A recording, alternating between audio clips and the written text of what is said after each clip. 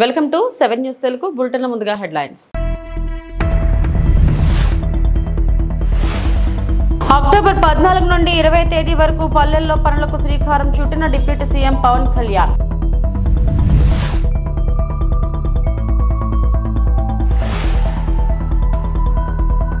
దసరా తర్వాత కర్ణాటక నుంచి రాష్ట్రానికి కుంకి ఏనుగలు.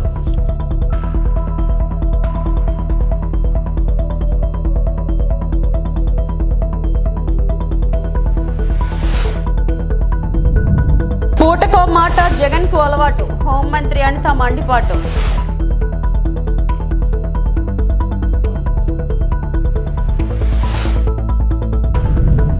హైదరాబాద్ లోని నల్సార్ యూనివర్సిటీ ఆఫ్ లా 21వ స్నాతకోత్సవంలో రాష్ట్రపతి పాల్గొననున్నారు.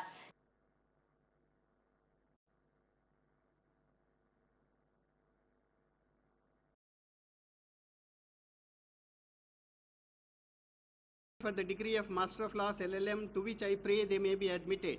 Candidates taking the degree of Master of Laws in person will please stand forward. By virtue of authority vested in me as Chancellor Nalsar University of Law, Hyderabad, I admit you as also the candidates in absentia to the degree of Master of Laws LLM in this university. Whatever role you choose as a legal professionals, always stick to the values of integrity and courage. Speaking truth to power makes you more powerful. I have observed that girl students have outnumbered boys as medal winners. Although the total number of girl students who received degrees today is a little less than that of the boys, I have seen this pattern across many institutions of higher education. This demonstrates that despite several limitations which they still have to face, our daughters are making us proud with their excellence. I convey my special appreciation for the girl students in today's convocation. I also expect these girls to help and empower their other women and girls who are underprivileged. గ్రామాల్లో అభివృద్ధి పనులు పండుగలా మొదలు పెట్టాలి. October 14వ తేదీ నుంచి 20వ తేదీ వరకు ప్రతి పల్లెల్లో పనులకు శ్రీకారం చుట్టండి. 15వ ఆర్థిక సంఘం నిధులు, ఉపాధి హామీ పథకం నిధులు సద్వినియోగం కావాలి. పంచాయతీరాజ్ గ్రామీణాభివృద్ధి శాఖ అధికారుల సమక్షంలో ఉప ముఖ్యమంత్రి వర్యులు పవన్ కళ్యాణ్ వెల్లడించారు.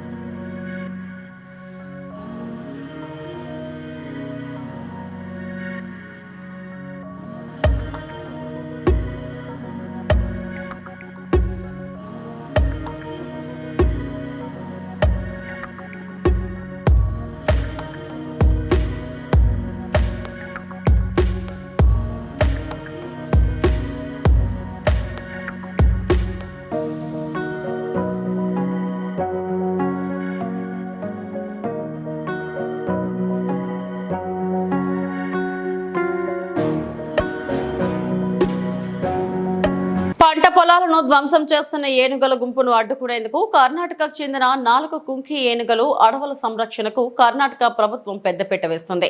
అక్కడి అడవుల్లో చెట్టు కూలిన ఉపగ్రహాన్ని కనిపెట్టగల పరిజ్ఞానం వారికి ఉంది.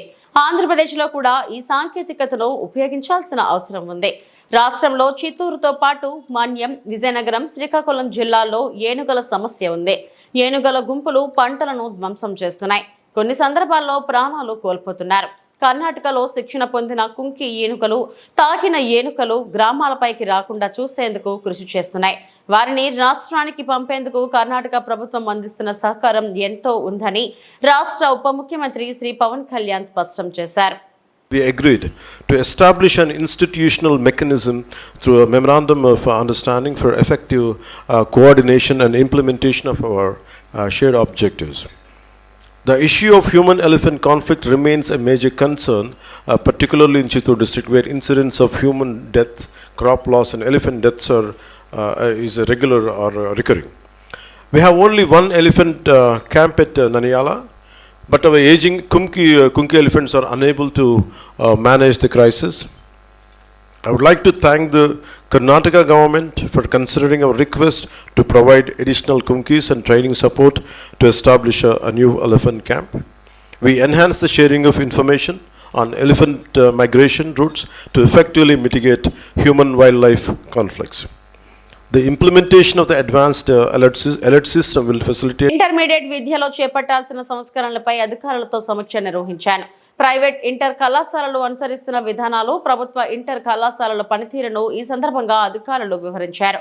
పని దినాలు, అకాడమిక్ క్యాలెండర్, సిలబస్, అధ్యాపకుల పని విభజన, పరీక్షల షెడ్యూల్, పేరెంట్ టీచర్ మీటింగ్, అధ్యాపకులకు శిక్షణ, విద్యార్థుల అటెండెన్స్, విద్యార్థుల సామర్థ్యం పెంపు వంటి అంశాలపై సుదీర్ఘంగా చర్చించడం జరిగింది. జేఈఈ, నీట్, ఈఏపీ, సెట్ వంటి పోటీ పరీక్షలకు శిక్షణ కోసం విద్యార్థులకు సామర్థ్య పరీక్షలు నిర్వహించాలని సమావేశంలో నిర్ణయించాం అని నారా లోకేష్ వెల్లడించారు.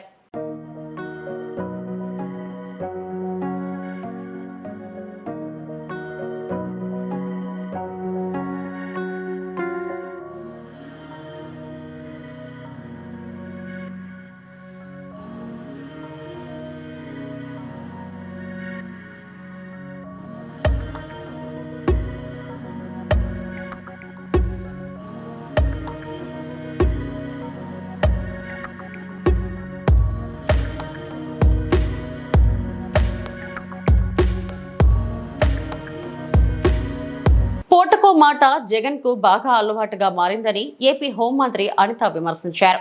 మంగళగిరిలోని తేదేపే కేంద్ర కార్యాలయంలో నిర్వహించిన మీడియా సమావేశంలో ఆమె మాట్లాడారు. జగన్ ఆఖరి నిమిషంలో తిరుమల పర్యటన ఆపేసుకున్నారు. నోటీసులు ఇచ్చారంటూ అబద్ధాలు చెప్తున్నారు. అసత్యాలతో ప్రజలను మభ్యపెట్టాలని చూస్తున్నారు. ఒక్క నాయకుడనైనా గృహ నిర్బంధం చేశారా? ఆయన్ను రావద్దని ఎవరు నోటీసు ఇవ్వలేదే? తిరుమల వెళ్లేందుకు జగన్ కు ఇష్టం లేదు. డిక్లరేషన్ ఇచ్చే ఉద్దేశం లేకనే పర్యటన ఆపేసుకున్నారు. ప్రసాదం ఇస్తే పక్కన పెట్టేవాళ్ళు. రుచి గురించి మాట్లాడటం విడ్డూరంగా ఉందని హోంమంత్రి అనిత వ్యాఖ్యానించారు. కొన్ని మంది ధార్మిక సంఘాలు కూడా కొన్ని సోషల్ మీడియాలో మొత్తం కొంతమంది మెసేజ్లు ఫార్వర్డ్ చేసుకున్నారు. At the same time YSRCP నాయకులు కూడా భారీగా జన సమీకరణ చేయడానికి వాళ్ళు సోషల్ మీడియాలో మెసేజ్లు ఫార్వర్డ్ చేసుకున్నారు. ఈ నేపథ్యంలో ప్రజలకు ఇబ్బంది కలగకుండా, యాత్రికులకు ఇబ్బంది కలగకుండా, విఐపీఎస్కి ఇబ్బంది కలగకుండా ఉండటానికి రెగ్యులర్గా శాంతి భద్రతలు విఘాతం కలిగిస్తాయనుకునేటప్పుడు పోలీస్ డిపార్ట్మెంట్ వాళ్ళు ఇచ్చే నోటీస్ అది. ఆ నోటీస్ కూడా జగన్మోహన్ రెడ్డికి ఇవ్వలేదే. జగన్మోహన్ రెడ్డిని రావద్దు అని ఎవరు చెప్పలేదే. మీరు రాకండి అని మేము ఎవరూ చెప్పలేదే. వస్తే మిమ్మల్ని అరెస్ట్ చేస్తామని చెప్పలేదే. ఏ రోజు చంద్రబాబు నాయుడు గారిని ఎయిర్పోర్ట్లోనే ఆపేసినట్టుగా మేము ఎప్పుడు ఆపడానికి మేము ప్రయత్నం చేయలేదే. నిజంగా జగన్మోహన్ రెడ్డి గారిని ఆపాలనుకుంటే ఆయన ఇంత ధైర్యంగా ఈ సెంట్రల్ జైలు విజిట్లు చేసేవాడు. ఆయన ఎంతమంది సెంట్రల్ జైల్లో ఉంటే విజిట్లు చేశాడు ఆయన? మేము ఎప్పుడైనా ఆపామా? అంటే విషయం ఏంటంటే, మేము ప్రజాస్వామ్యబద్ధంగా ముందుకెళ్తున్నప్పుడు మా మీద బురద చల్లటానికి పోలీస్ నోటీసులు నాకు ఇచ్చారు అని చెప్పి నిన్న అతనికి వెళ్ళడానికి, ఫస్ట్ ఆఫ్ ఆల్ అతనికి వెళ్ళడానికి ఇష్టం లేదు తిరుమల తిరుపతి దేవస్థానానికి. దట్టు డిక్లరేషన్ ఇచ్చి వెళ్ళడానికి అసలు ఇష్టం లేదు. మళ్ళీ నేను నొక్కి పెడుతున్నా, డిక్లరేషన్ వన్స్ ఇచ్చి కనుక ఆయన టెంపుల్లోకి వెళ్తే వాళ్ళ ఇంట్లో తల్లికి చెల్లికి బట్టిన గతి అతనికి పడతాదేమో అన్న ఉద్దేశంతో అతను వెళ్ళడం మానేశాడు. ఆ మర్మం ఏంటో మీరే గ్రహించండి. అంటే విషయం ఏంటి ఇది అయింది. తర్వాత ఈరోజు ఒకవైపు నుంచి తిరుమల తిరుపతి దేవస్థానానికి బ్రహ్మోత్సవాల టైంలో రాజకీయ నాయకులే కాదు, సుప్రీంకోర్టు జడ్జెస్, వివిధ విఐపీలు, వివిఐపీలు అందరూ వస్తారు. ఆ భద్రత కూడా మాదే బాధ్యత. ఆ భద్రత నేపథ్యంలో మేమందరం కూడా ఎట్టి పరిస్థితుల్లోని విఘాతాలు, శాంతి భద్రతలు విఘాతం కలిగించకూడదని చెప్పి నోటీసులు ఇస్తే దాన్ని ఈ రకంగా మాట్లాడి టాపిక్ని డైవర్ట్ చేయడానికి నోటీసుల వైపు తీసుకొచ్చాడు. ఇతగాడు మళ్ళీ మేమేదో డైవర్షన్ పాలిటిక్స్ చేస్తున్నామని మాట్లాడతాడు. అని ఇప్పటికీ కూడా మేము స్టాండ్ అయి ఉన్నాం. కల్తీ నెయ్యి ఉంది. కల్తీ నెయ్యి అయితే లడ్డూ ప్రసాదంలోని కల్తీ నెయ్యి చేర్చారు. కల్తీ నెయ్యితో ప్రసాదం తయారు చేయబడింది. దాని గురించని ముఖ్యమంత్రి హోదాలో ఉన్న చంద్రబాబు నాయుడు గారు కానీ, ఉప ముఖ్యమంత్రి హోదాలో ఉన్న పవన్ కళ్యాణ్ గారు కానీ, లోకేష్ బాబు గారు కానీ మేమందరం మాట్లాడుతున్న ఈ నేపథ్యంలో దాని గురించి మాట్లాడండి అంటే, దాని గురించి మాట్లాడకుండా నేను మెట్లు ఎక్కుతాను, ఏంటది దర్శనానికి వెళ్తాను అని చెప్పి డైవర్ట్ చేయడానికి ప్రయత్నం చేసింది నువ్వు. ఈరోజు మళ్ళీ తిరిగి డైవర్షన్ పాలిటిక్స్ అని చెప్పి మా మీద మాట్లాడే పరిస్థితి కనిపిస్తూ ఉంది. ఈ నేపథ్యంలో ఒక గోల్డెన్ వర్డ్ వచ్చింది నిజంగా, లడ్డు నాణ్యత అట, లడ్డు టేస్ట్ అట. అరే నాకు అర్థం కాంది, జగన్మోహన్ రెడ్డి ఏ రోజైనా లడ్డు టేస్ట్ చేశారా? తిరుమల తిరుపతి దేవస్థానం ప్రసాదం లడ్డూని ఆశీర్వాదానికి అక్షతలేస్తేనే 10 సార్లు దూకున్నాడు అక్షంతలన్నీ అయిపోయినంత వరకు. ప్రతి టీవీ వాళ్ళు కూడా చూపించారు. అది ఎక్కడ మండపంలోనే, ఎక్కడ ఆశీర్వాదం ఇచ్చిన ఆ మండపంలోనే ఇంకా సాల్వ్ అయ్యి. పాలకొల్లులోని కార్యాలయంలో పాలకొల్లు ప్రభుత్వ ఆసుపత్రి 50 పడకల స్థాయి నుంచి 100 పడకల స్థాయి పెంపుకు సంబంధించి కొత్త భవనంలో అవసరమైన సౌకర్యాలు, వివిధ విభాగాలు ఏర్పాటు అంశాలపై ఆసుపత్రి వైద్యులు, ఇంజనీరింగ్ అధికారులతో చర్చించడం జరిగింది. అందుకు అనుగుణంగా పలు సూచనలు చేశారు. పనులను వేగవంతంగా పూర్తి చేయాలని ఆదేశాలు ఇవ్వడం జరిగింది. నిమ్మల రామానాయుడు వెల్లడించారు. ఇప్పుడే ఒకసారి దాన్ని బట్టి ప్లాన్ చేసుకుని కరెక్ట్గానే పెట్టుకోండి. ఇప్పుడైతే మనం చేసుకోవాల్సిన ప్లానింగ్ అయితే ఇప్పుడు G+2లో చేస్తారు మీరు 20,000కి. ఎడిషనల్ బిల్డింగ్ 21,500 చేస్తారు. చేసుకుని అందులో ఈ ఫ్యాకల్టీస్ అన్ని కూడా కవర్ అయ్యేలాగా చేస్తారు. నీర్లు ఎంత అవుతుందన్నారు దానికి బడ్జెట్? 13 to 14 అవుతుంది సార్. 13 to 14. మనకి ఫెసిలిటీస్ బాగా ప్రొవైడ్ అవుతాయి సార్. ఎన్కాస్ కానీ కానీ హాస్పిటల్ అంటే మనకి మేజర్గా ఇప్పుడు ఉన్న దాంట్లో కాంపౌండ్ వాళ్ళు ఇది లేదు ఇప్పుడు ప్రెసెంట్ ప్లేస్ సార్. అవన్నీ కూడా కొంచెం పోస్ట్ మార్టం షెడ్ ఒకటి కేవలం 2 కోచెస్తో రన్ అవుతుంది. ఇప్పుడు మొన్న ఒక 9 కోర్స్ అన్నారు కదా మొన్న ఎస్టిమేషన్. ఇప్పుడున్న సైట్ అంతా కూడా మొన్న మనం కొలిసాము.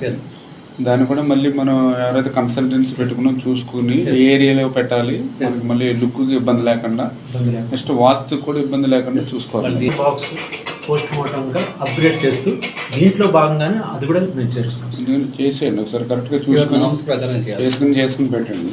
దీని గురించి రిపోర్ట్ చేయమని 9 crores 7th floor లో అడిగారు. సరే ఏమంటే ఒకసారి తమ్మని మొన్న మన వాళ్ళు చెప్పారు 9 crores అని. పశ్చిమ గోదావరి జిల్లా తణుకు శాసనసభ్యులు ఆరమిల్లి రాధాకృష్ణ క్యాంప్ కార్యాలయంలో మీడియా సమావేశం నిర్వహించారు. ఈ సందర్భంగా ఆయన మాట్లాడుతూ మాజీ మంత్రి కారుమూరిపై ధ్వజమెత్తారు. గత 5 ఏళ్ల వైసీపీ ప్రభుత్వ హయాంలో తణుకు మున్సిపాలిటీని భ్రష్టు పట్టించారు. మాజీ మంత్రి కారుమూరి వెంకట నాగేశ్వరరావు తణుకు మున్సిపాలిటీని తన జేబు సంస్థగా వాడుకున్నారు. కౌన్సిల్ లేని సమయంలో మున్సిపాలిటీపై బాధ్యత లేకుండా వ్యవహరించారు. 5 ఏళ్ల కాలంలో డ్రైనేజీల్లో కనీసం తట్ట మట్టి కూడా తీయలేదు. మున్సిపల్ సిబ్బంది 11 మందిని 5 ఏళ్ల పాటు తన సొంత అవసరాలకు మాజీ మంత్రి కారుమూరి వాడుకున్నారు. తన ఇంట్లో పనుల కోసం మున్సిపల్ వర్కర్లు, కింది స్థాయి సిబ్బందిని ఇబ్బంది పెడుతూ వినియోగించుకున్నారు. ఒక్కొక్కరు 18,000 నుంచి 21,000 వరకు మున్సిపాలిటీ నుంచి జీతాలు పొందారు. 5 ఏళ్ల కాలంలో తనకు మున్సిపాలిటీ నుంచి 1.18 కోట్లు మాజీ మంత్రి కారుమూరి ఇంట్లో పనిచేసే సిబ్బందికి చెల్లించారు. ఎవరూ తనను ప్రశ్నించరనే అధికార మదంతో 5 ఏళ్ల పాటు మాజీ మంత్రి కారుమూరి వ్యవహరించారు. మాజీ మంత్రి కారుమూరి వద్ద పిఏగా పనిచేసిన ఒక వ్యక్తితో పాటు మరో అటెండర్ ఇంజనీరింగ్ సెక్షన్లో 5 ఏళ్ల పాటు జీతం తీసుకున్నారు. తణుకు నియోజకవర్గం ప్రజలకు మాజీ మంత్రి కారుమూరి క్షమాపణలు చెప్పి లెంపలు వేసుకోవాలని అన్నారు. 100 రోజులు పూర్తవుతుంది. ఈ 100 రోజులుగాను కూడా ముఖ్యంగా తణుకు పట్టణంలో, తణుకు మున్సిపాలిటీలో పలు అభివృద్ధి కార్యక్రమాలు చేయడానికి కానీ, ముఖ్యంగా డ్రైనేజీలు రీసిలిటేషన్ చేయడానికి కానీ అనేక ప్రయత్నాలు చేయడం జరుగుతుంది. గత 5 సంవత్సరాల వైఎస్ఆర్ కాంగ్రెస్ పార్టీ ప్రభుత్వంలో మున్సిపాలిటీని పూర్తిగా భ్రష్టు పట్టించి, కౌన్సిల్ లేనటువంటి సమయంలో మాజీ మంత్రి కారుమూరి నాగేశ్వరరావు గారు మున్సిపాలిటీని తన జేబు సంస్థగా వాడుకొని అన్ని విధాలుగాను కూడా భ్రష్టు పట్టించినటువంటి సంఘటనలు అనేకం మాకు కనిపిస్తున్నాయి.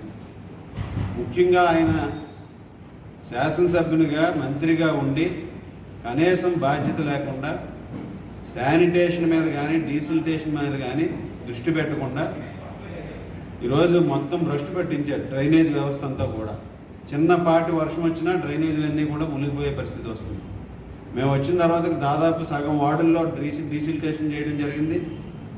మిగిలిన వార్డుల్లో కూడా చేయాల్సినటువంటి అవసరం ఉంది. వర్షాల వల్ల అది కూడా స్లోగా జరుగుతుంది. ఈరోజు అక్కడ డీసిలిటేషన్ చేస్తుంటే 3-4 అడుగులు మట్టి డ్రైనేజీల్లో వస్తుంది. సో ఈ విధంగా శానిటేషన్ మొత్తం భ్రష్టు పట్టించి శానిటరీ సిబ్బందిని అందరినీ కూడా ఇబ్బందులు పెట్టే విధంగా పరిపాలన సాగించాడు. అసలు విచిత్రాలు ఒక విచిత్రం కాదు. మున్సిపాలిటీని ఏ విధంగా వీళ్ళు వాడుకున్నారో, జేబు సంస్థగా దోచుకున్నారనే దానికి శానిటేషన్ ఒక పక్క సరిగ్గా నిర్వహించట్లేదు, మరొక పక్క శానిటరీ వర్కర్స్ని, కింద స్థాయి వర్కర్లని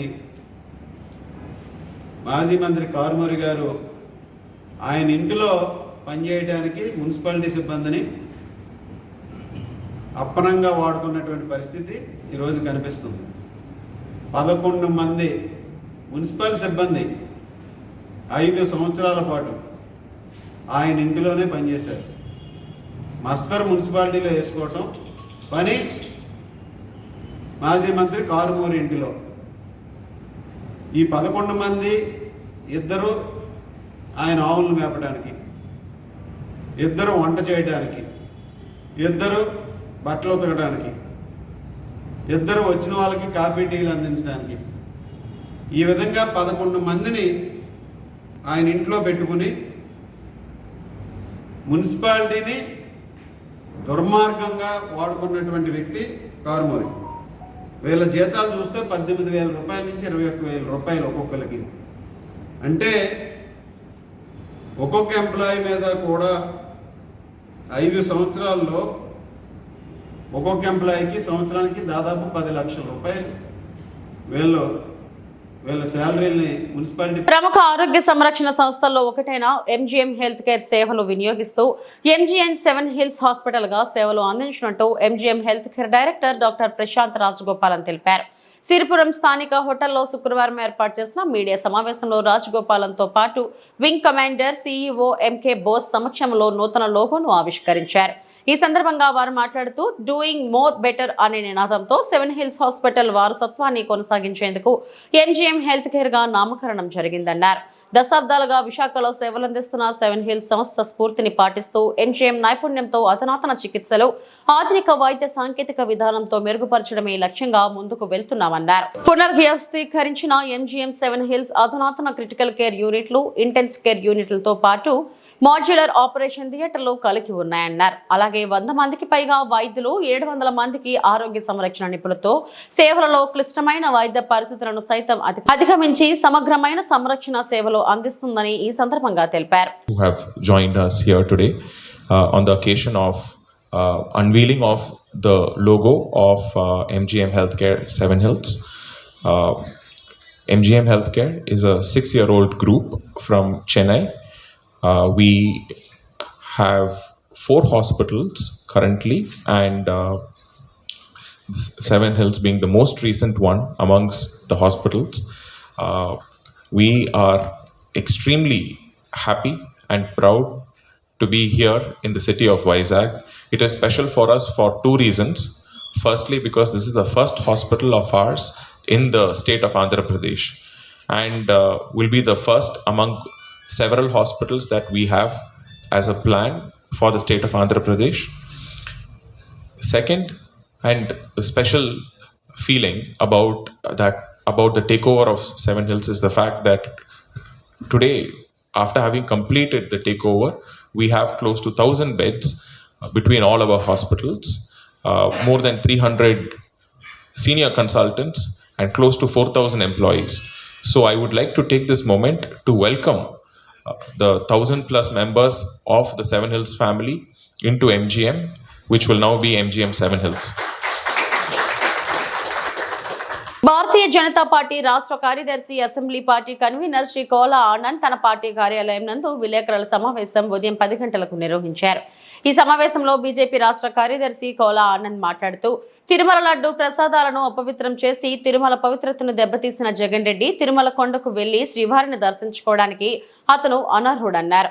ఆయన గరుడ సర్కిల్ వద్ద డిక్లరేషన్ ఇచ్చిన తర్వాతే తిరుమలకు వెళ్లి స్వామిని దర్శించుకోవాలని డిమాండ్ చేశారు. మాజీ సీఎం డిక్లరేషన్ ఇవ్వకపోతే ఆయనను అడ్డుకునేందుకు బీజేపీ కార్యకర్తలు, నాయకులతో కలిసి సన్నద్ధమవుతున్నామన్నారు. 5 ఏళ్లుగా తన వికృత చర్చలతో అన్ని దేవాలయాల్లో అవినీతి, అక్రమాలు, రథాలు దగ్ధం, దేవతామూర్తుల విగ్రహాలు ధ్వంసం మొదలైన సంఘటనలు చోటు చేసుకున్నాయని, గుళ్ళు, గోపురాలు మింగేశారని కోలా ఆనంద్ ధ్వజమెత్తారు. తిరుమల లడ్డు కల్తీపై జగన్ రెడ్డి మాటలతో హిందూ భక్తుల మనోభావాలను గాయపరిచిన జగన్ రెడ్డిని తిరుపతిలో అడుగు పెట్టనివ్వమని స్పష్టం చేశారు.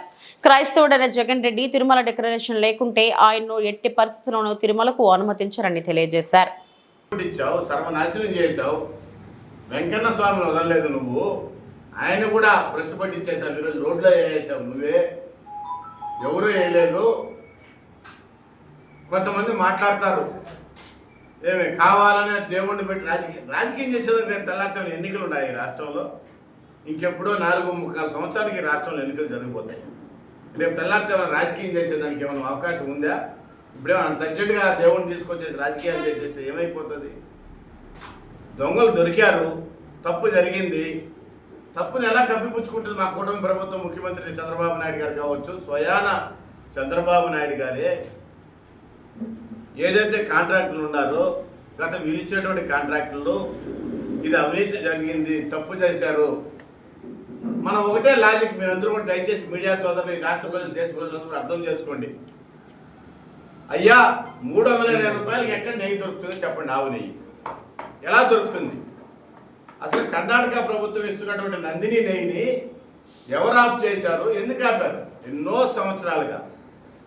సంవత్సరాలుగా మనం వాడుతున్నటువంటిది లడ్డులో కానీ నైవేద్యంలో కానీ ఒక రోజుకి 14 టన్నులు 15 టన్నులు అవుతుంది నెయ్యి తిరుమలలో ఈరోజు ఖర్చు. ఒక రోజుకి దగ్గర 15,000 కేజీలు ఈరోజు స్వామివారికి నైవేద్యానికి లడ్డు తయారీకి ఖర్చు అవుతూ ఉంటే, మరి మీరు దిగజారిపోయి నందిని నెయ్యిని ఆఫ్ చేసి నందిని దగ్గర 720 రూపాయలు 800 కోటి చేశాడు అతను.